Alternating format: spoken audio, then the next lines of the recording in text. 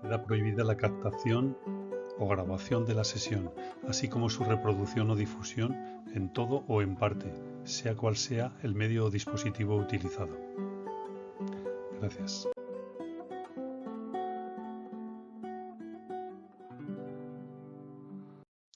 Hola, soy José Antonio Aznar y en esta sesión voy a explicar a nivel introductorio, es decir, de la forma más sencilla posible, dentro de un cierto rigor científico, qué es una red neuronal artificial y para qué sirve, es decir, qué es lo que hace.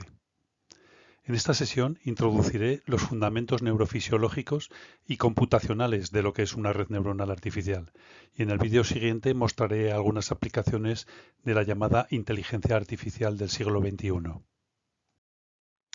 Comenzaré mostrando cómo funciona una neurona del cerebro humano, los fundamentos neurofisiológicos.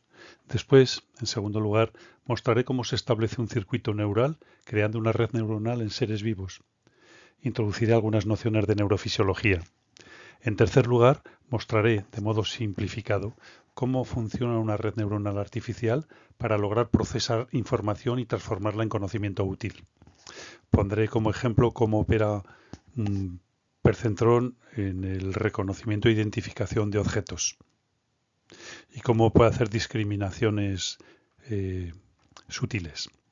En cuarto lugar, daremos el salto a las redes neuronales multicapa, una breve introducción, creando una red que mimetice la actividad cerebral, es decir, diseñando un modelo sencillo de funcionamiento cerebral. Empezaré desde el principio, señalando la relación de los seres vivos con el mundo en que viven, esa transacción o intercambio de energía e información donde ambos, mundo y seres vivos, se transforman y que determina la adaptación de las especies al medio y por tanto su supervivencia. En el mundo hay información, es decir, datos, y el cerebro cuenta con unos sensores, unos transductores, que captan y transmiten esos datos al cerebro para ser procesados. Es el input o entrada de procesamiento, la señal de entrada.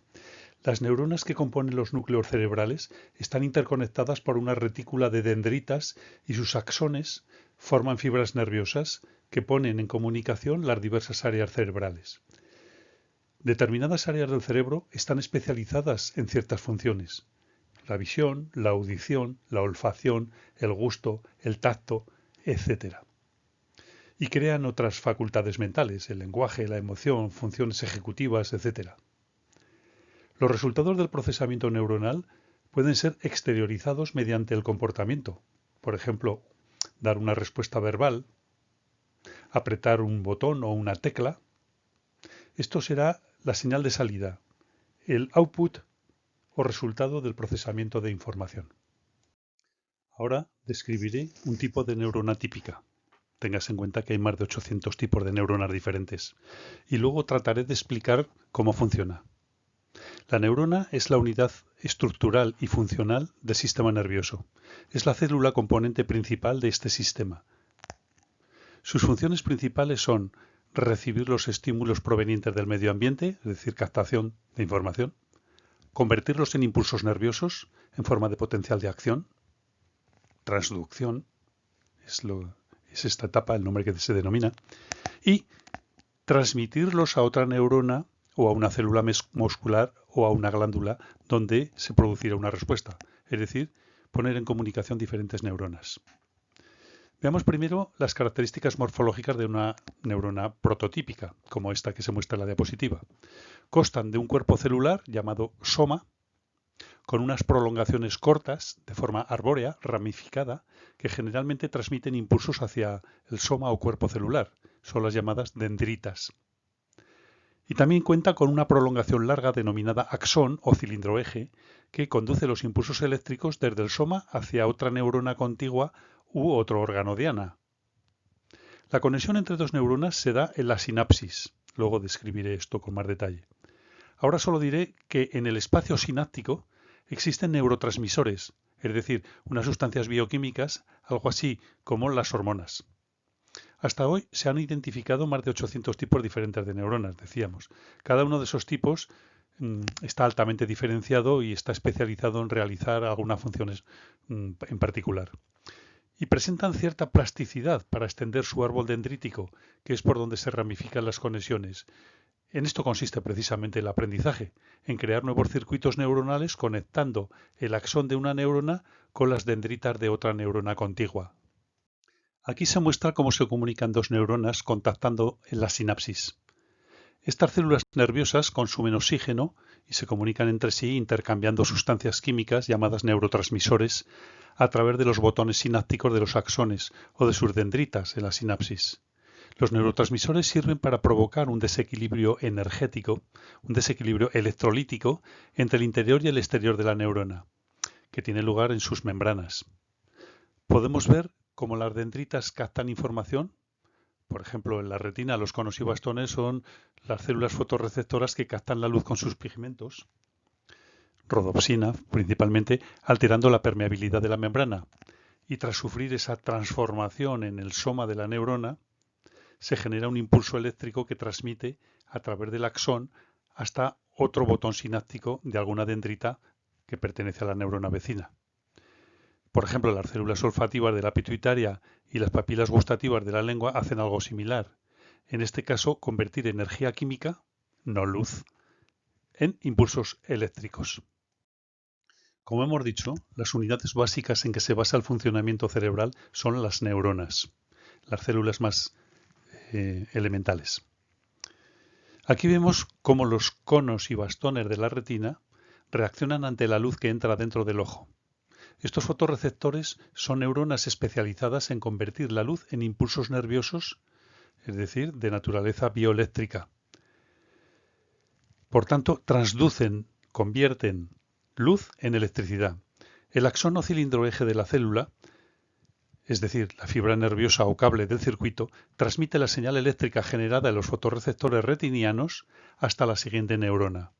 El intercambio se produce en el espacio sináptico con la presencia de neurotransmisores capaces de alterar el estado de permeabilidad de la neurona, facilitando así, por ósmosis, el intercambio de iones positivos y negativos entre dentro y fuera de la neurona. Es así como se genera un impulso nervioso, o también llamado potencial de acción. Tras sufrir alguna transformación en el soma, o cuerpo somático de la neurona, transmiten el impulso eléctrico a través del axón hasta otro botón sináptico de alguna dendrita perteneciente a otra neurona vecina.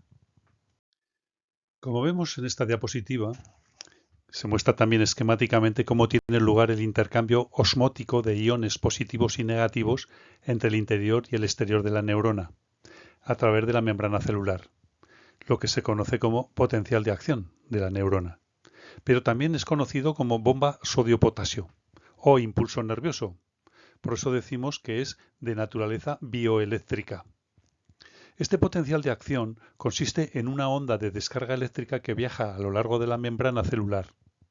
De este modo, las células del sistema nervioso se envían mensajes entre ellas codificados como impulsos bioeléctricos. Así se generan estados de polarización eléctrica, alternados por brevísimos periodos de despolarización. El impulso de naturaleza bioeléctrica será transmitido vía axones o fibras nerviosas hasta otra neurona contigua con la que establecerá una nueva sinapsis. A finales del siglo XIX, el histólogo anatomista don Santiago Ramón y Cajal estableció por primera vez que las neuronas eran los elementos básicos funcionales del sistema nervioso central.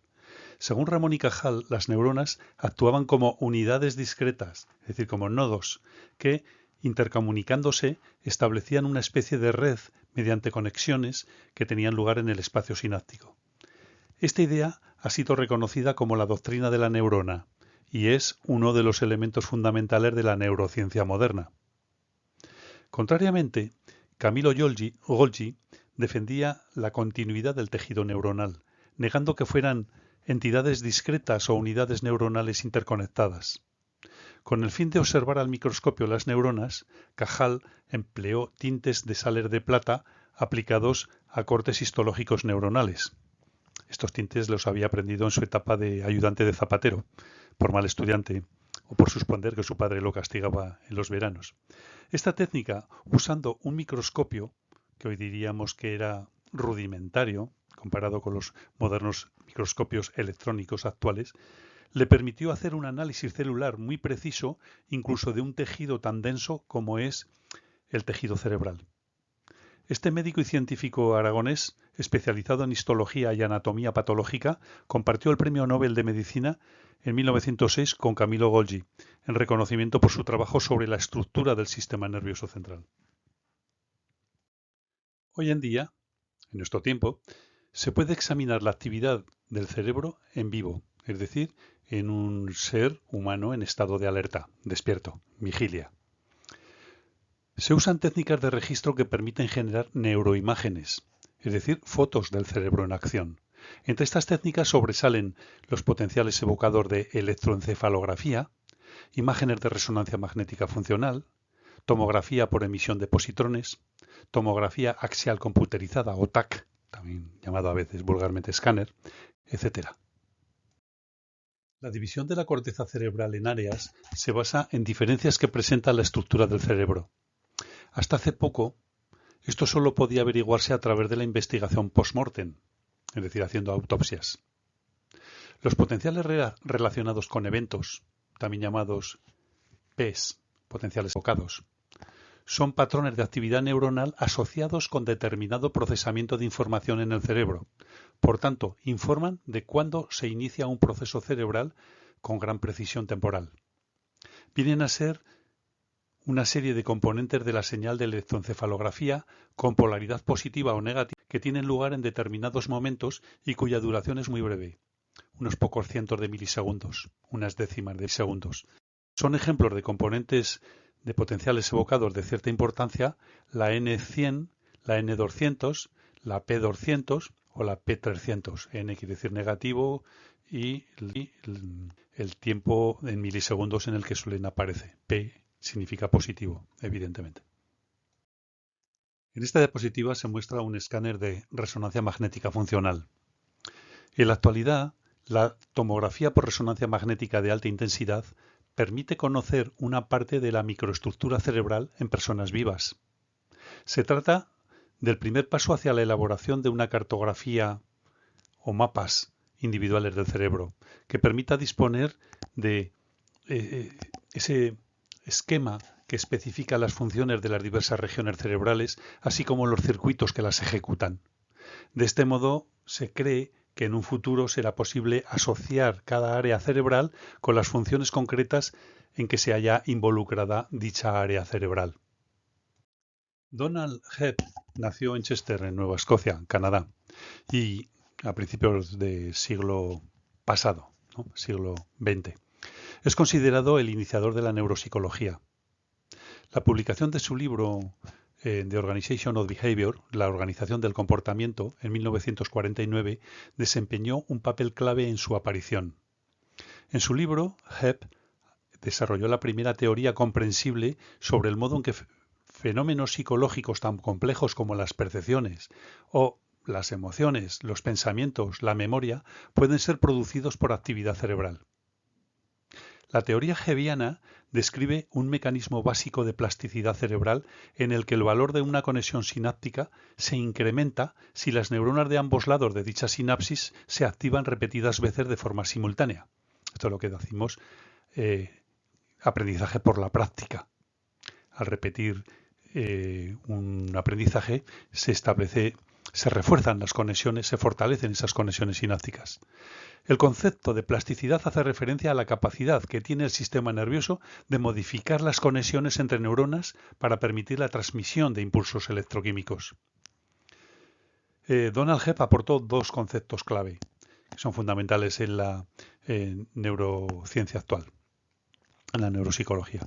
La regla de aprendizaje de Hebb, aprendizaje hebbiano, y la noción de asamblea neuronal. Donald Hebb afirmaba que las conexiones sinápticas se fortalecen cuando dos o más neuronas se activan de forma contigua en el espacio y en el tiempo.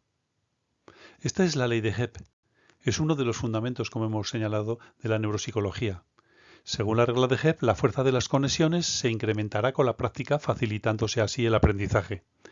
Esta regla de la neurofisiología explica también la formación de memorias. Los recuerdos perduran por la activación y reforzamiento de conexiones entre neuronas. Como hemos dicho, si las señales de entrada a un subsistema producen el mismo patrón de actividad repetidamente, el conjunto de unidades activas, neuronas, que componen este subsistema, llegará a tener una asociación más fuerte. Es decir, cada unidad neuronal tendrá que activar positivamente a otras unidades y con pesos negativos inactivar los elementos que no formen parte del patrón. En otras palabras, el patrón en su conjunto se convertirá en un sistema fuertemente asociado. Esta interconectividad con excitaciones e inhibiciones forman lo que se llama una asamblea neuronal.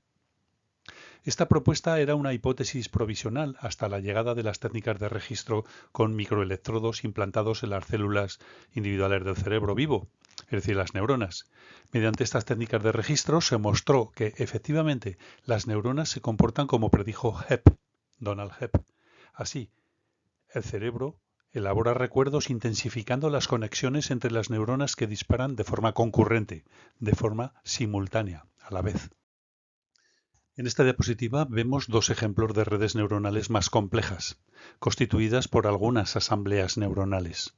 Los puntos negros representan los nodos o unidades de la red neuronal, mientras que las líneas rectas vienen a representar las interconexiones o comunicación entre neuronas. Diferentes asambleas neuronales están representadas en diferentes colores. En esta diapositiva se muestran otras redes neuronales artificiales complejas, mostrando la amplia interconectividad cerebral y el masivo interconexionado entre diferentes regiones o áreas cerebrales, involucrando a diferentes núcleos y fibras nerviosas del cerebro. Aquí vemos un ejemplo de red neuronal, el que subyace a la retina humana, en el fondo del ojo. A la izquierda vemos una fotografía de la retina obtenida con un microscopio electrónico. En el centro vemos un esquema que describe de modo simplificado las interconexiones neurales de las células que conforman la retina humana. Vemos que existen tres capas de células. Arriba, en color rojo, los fotorreceptores o células fotorreceptoras, conos y bastones. En medio, de color amarillo, las células bipolares. Y más abajo, en color violeta, las células ganglionares, cuyos axones, o fibras nerviosas, forman el nervio óptico. Adviértase que los fotorreceptores están interconectados lateralmente por las células horizontales, aquí representadas en color verde, que producen inhibición lateral, mientras que las células amacrinas, en color calabaza, interconectan las bipolares con las ganglionares, produciendo también inhibición lateral, es decir, impulsos negativos que restan en una asamblea neuronal, contrapesando los impulsos excitatorios.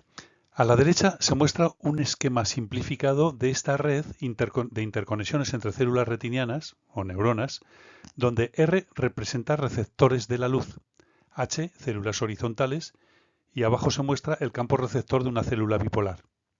Es decir, campos receptores donde confluyen las células anteriores, donde transmiten y comunican sus impulsos las células precedentes. Esta célula bipolar computará la suma algebraica de impulsos excitatorios menos la de impulsos inhibitorios ponderados por un coeficiente cuyo valor dependerá de la distancia al centro del ojo, al centro de la retina, es decir, la fóvea.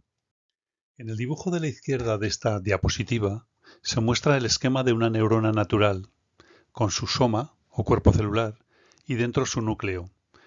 Observamos que de él parten las ramificaciones del árbol dendrítico y también la salida del axón. Obsérvese que este último, el axón, está aislado, como si se tratase de un cable eléctrico envainado dentro de plástico. Pero en vez de aislarse con plástico, la neurona se aísla con una capa de mielina, una sustancia aislante natural. A la derecha se muestra el esquema de una neurona artificial. Adviértase cómo en su lado izquierdo tiene los elementos de entrada, el árbol dendrítico. En el centro está el soma y el núcleo, donde se procesa o transforma la señal de entrada o input informacional, dato informacional. Una transformación matemática, es decir, una suma algebraica de los impulsos que confluyen, excitatorios e inhibitorios. En el lado derecho tiene su axón, que producirá la respuesta. Todo esto forma un nodo en la red neuronal artificial. Una red neuronal artificial es un grupo de nodos interconectados, similar a la compleja red de neuronas en un cerebro biológico, es decir, en un cerebro vivo. Cada nodo circular representa una neurona artificial y cada flecha representa una conexión desde la salida de una neurona a la entrada de otra. Así es como podría verse una red neuronal simple, como muestra la diapositiva. Tenemos unas señales de entrada o inputs, tenemos unas neuronas en la capa oculta con las que se comunica y hay unos pesos, la fuerza de la conexión, que se establecen en función de la práctica repetida. Y finalmente esa transformación o output, salida de la neurona de la capa oculta, producirá, tras integrar y filtrar con una función activadora, la salida o respuesta de esa red neuronal. Desde el punto de vista de las neuronas artificiales y redes neuronales artificiales, el principio de Hez viene a ser un método para determinar la forma de modificar la fuerza o los pesos entre las conexiones de las neuronas. El peso entre dos neuronas se incrementa si las dos neuronas se activan simultáneamente y se reduce si se activan por separado. Los nodos que tienden a ser positivos al mismo tiempo tienen fuertes pesos positivos, mientras que aquellos nodos que tienden a ser contrarios tienen fuertes pesos negativos. Tomando este modelo simplificado de la realidad, resulta fácil codificar en un programa informático en el que se actualizan los pesos correspondientes de una red neuronal conforme se produce aprendizaje Hebbiano. Las redes neuronales artificiales son también conocidas como sistemas conexionistas y son un modelo computacional inspirado en el funcionamiento de su homólogo biológico. Como hemos dicho, consiste la red neuronal artificial en un conjunto de unidades llamadas neuronas artificiales que están conectadas entre sí para transmitirse señales. La información de entrada, o input, atraviesa la red neuronal donde se somete a diversas operaciones, produciendo unos valores de salida, respuesta o también llamado output. Cada neurona está conectada con otras a través de unos enlaces. En estos enlaces el valor de salida de la neurona anterior es multiplicado por un valor de peso, V sub i, W sub i es un coeficiente, el peso estadístico o el peso que se relaciona con el número de repeticiones de esas conexiones. Estos pesos en los enlaces pueden incrementar, excitar, o reducir, inhibir, el estado de activación de las neuronas adyacentes, de las neuronas vecinas. Desde la inteligencia artificial es frecuente oír hablar de dos términos conocidos hoy en día como aprendizaje artificial o aprendizaje automático, en inglés Machine Learning, aprendizaje máquina, y aprendizaje profundo, en inglés Deep Learning, multicapa, aprendizaje de redes neuronales convolucionales multicapa. Veamos ahora cómo es el esquema computacional de una red neuronal artificial. A la izquierda se presentan los datos de entrada, x1, x2, xn, que van a ser procesados como señal de entrada, input. Obsérvese cómo cada nodo de la izquierda capta un dato. Generalmente se introduce en el sistema un gran volumen de datos que resultaría muy complejo de analizar para un cerebro humano. Estos datos confluyen sobre el nodo de la otra unidad neuronal, en el centro representada con la letra griega sigma. Aquí se integra toda la información de la señal de entrada, de las señales de entrada, habiendo sido ponderada por los pesos o refuerzos de conexiones anteriores. Recordemos que el símbolo W sub i indica la magnitud de esos pesos o coeficientes de ponderación. Tendrán un valor positivo si se da una excitación, mientras que tendrán un valor negativo si se produce una inhibición. A la salida de la neurona, representada con la letra sigma, letra griega sigma, puede existir una función limitadora o umbral que modifica el valor del resultado final o impone un límite que no se debe sobrepasar antes de propagarse el impulso a la neurona contigua siguiente. Esta función se conoce como función de activación. Después veremos esto. Finalmente, el valor Y indica el resultado del procesamiento, es decir, la salida o output del sistema computacional. Veamos aquí otro esquema computacional de red neuronal artificial o neurona artificial. Estos sistemas aprenden con la práctica, como hemos dicho, y se forman a sí mismos conforme se alimentan con nuevos datos. Son informávoros, devoradores de información, en lugar de ser programador de forma explícita como hacen la programación tradicional. Y lo hacen variando los pesos de las conexiones, como hemos dicho, los valores W sub i, de weight, del inglés weight, peso. Aquí, la función limitadora que modifica el valor del resultado final consiste en una ecuación lineal donde un atributo o propiedad es multiplicado por un coeficiente, el peso o la fuerza de la conexión. Añadiéndole un valor b, esta función se conoce como función de activación. Las redes neuronales artificiales destacan en áreas donde la búsqueda de una solución es difícil de lograr mediante programación convencional o tradicional, debido a la complejidad del problema. Bien, ahora voy a tratar de concretar lo que está ocurriendo dentro de la red neuronal. ¿Cómo funciona esta red neuronal? Es decir, vamos a ver las tripas de la red neuronal. Trataré de hacer transparente la caja negra. En esta red neuronal están sucediendo tres cosas. Primero, como vemos a la izquierda, ingresan en el sistema los datos de entrada. Input de datos, peso y estatura o talla de mujeres y hombres registrados por el Instituto Nacional de Estadística. Estos van a ser los datos con que alimentamos la red. Estos datos serán ponderados según la experiencia anterior. Es decir, tienen lugar unos cálculos que en este caso concreto va a consistir en calcular el índice de masa corporal.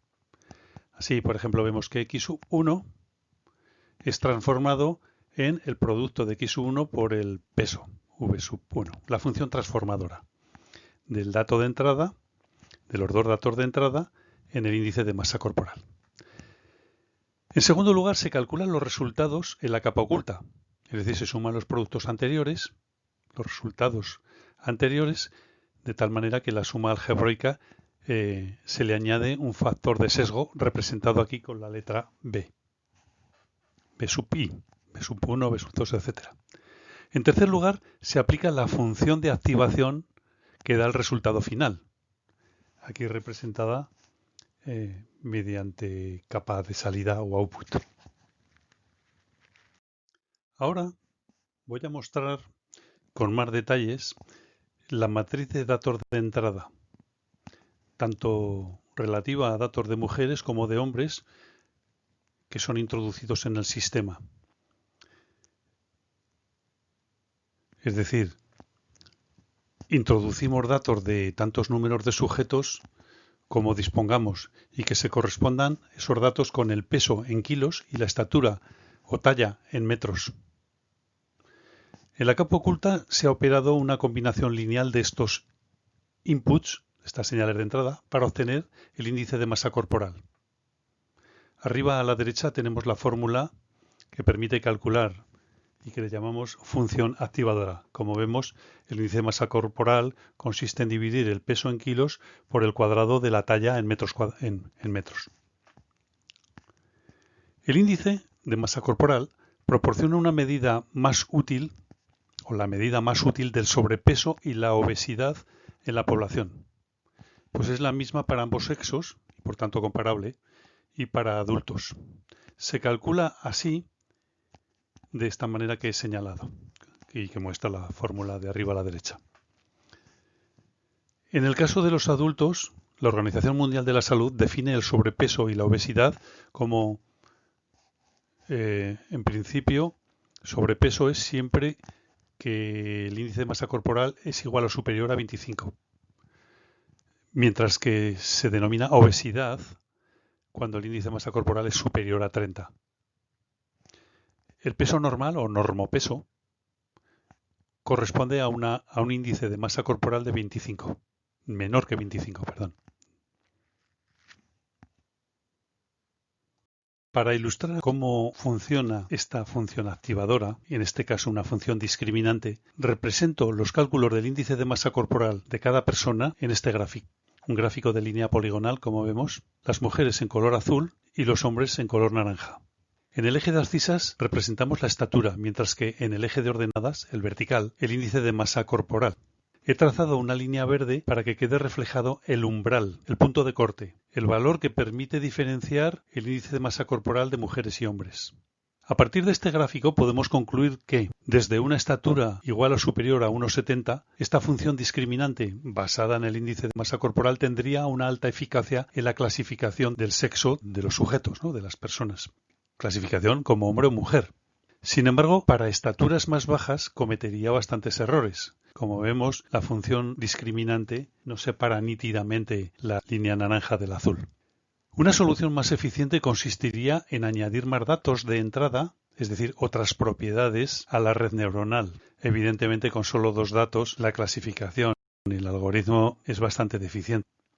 Naturalmente, esta red es excesivamente simplista, pero nos ha servido para comprender el modus operandi de la red neuronal.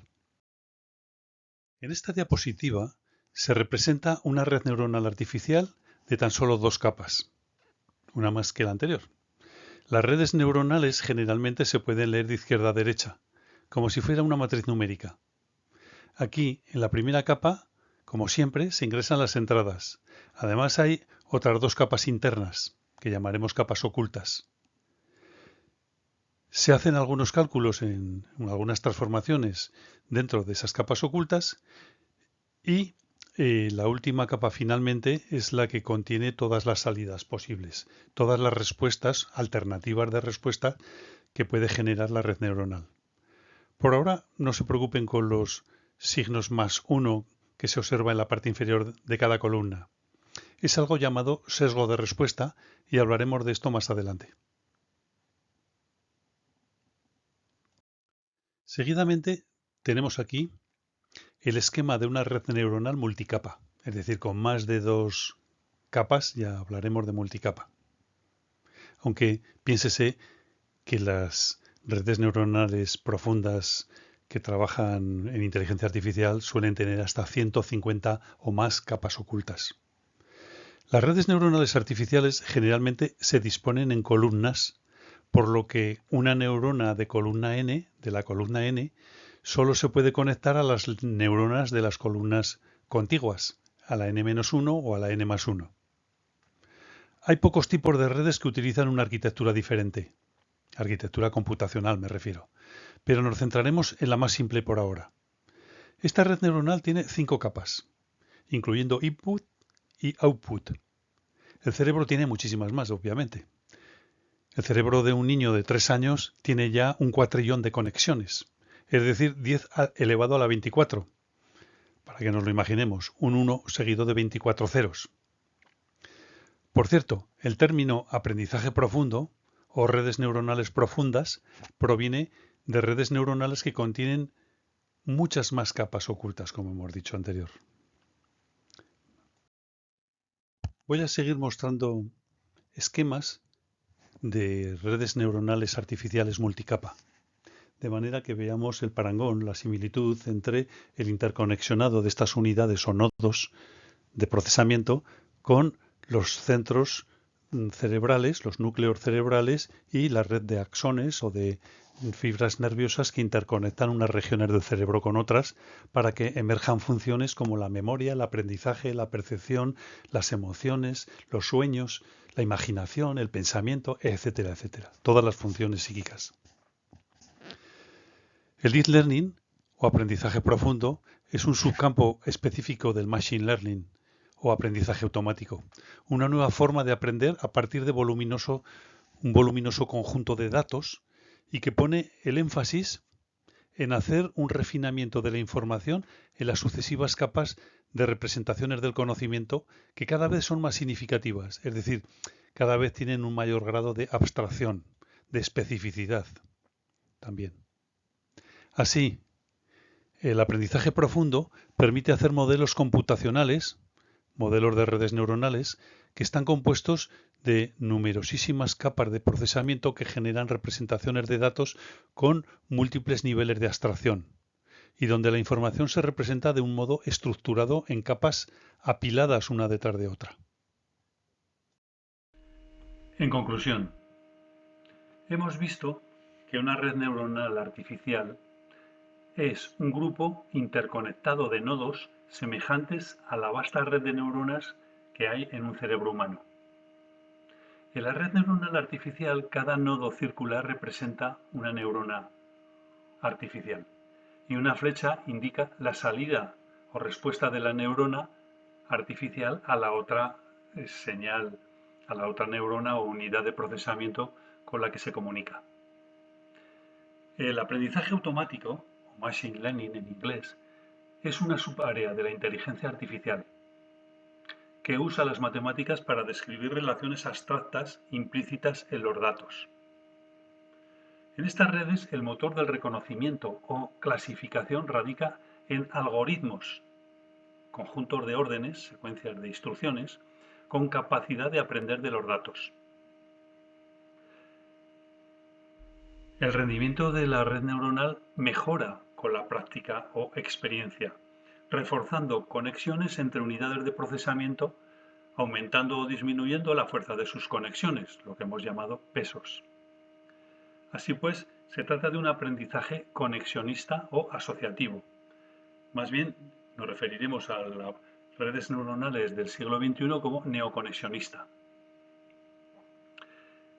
Estas redes resuelven tareas complejas a través de extracción de rasgos abstractos en sus capas ocultas y también mediante el uso de funciones activadoras. Requieren una fase de entrenamiento exhaustivo de la red neuronal y otra fase de valoración de la eficacia del modelo, comprobando la tasa de aciertos de sus predicciones. Consideran que el aprendizaje es el fundamento de la inteligencia, la base en la que se fundamenta la inteligencia. Elabora modelos de aprendizaje que pueden ser contrastados en eficacia. Así pues, cada modelo contiene una teoría implícita del procesamiento que se ejecuta en esa red neuronal y así pueden ser confrontados diferentes estrategias de razonamiento. Muchas gracias por vuestra atención. Espero con este tema haber despertado la curiosidad e interés en esta exposición introductoria al tema de las redes neuronales artificiales como una rama de la inteligencia artificial que tanto cambiará las relaciones sociolaborales en nuestro siglo XXI. En la sociedad del conocimiento, las redes neuronales artificiales o neoconexionismo son el futuro que no ha hecho más que comenzar. Si este tema merece tu aprobación, haga clic en el icono me gusta. También puede suscribirse al canal para continuar viendo nuevos vídeos. Visite el canal José Antonio Aznar Casanova, que se muestra en la diapositiva, y descubra más información sobre las redes neuronales y otras nociones interesantes. Gracias de nuevo.